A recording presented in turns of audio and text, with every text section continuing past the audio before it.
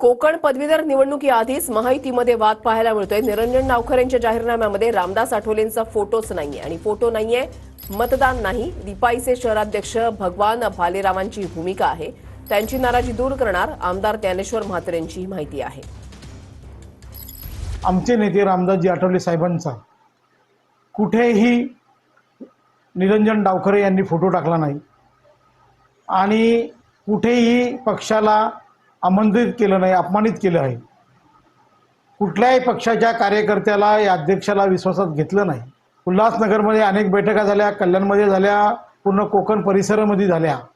Republican पक्षाला विश्वासात घेतलं नाही, म्हणून रिपब्लिकन पक्षाच्या वतीने या निवडणुकीमध्ये निरंजन डावखरेला रिपब्लिकन पक्षाचा पाठिंबा नाही। महायुतीच्या या मध्ये रिपाई सुद्धा घटक पक्ष आहे आणि निश्चितपणे वरिष्ठ त्यांच्याशी बोलून त्यांची समजूत घालतील आणि निश्चितपणे ते सुद्धा सोबत येतील। त्यांच्याशी चर्चा करून त्यांची समजूत घालूया आणि महायुतीचे जे सगळे घटक आहेत, ज्या संघटना आहेत, त्यांना सोबत घेऊन एकत्र काम करूया।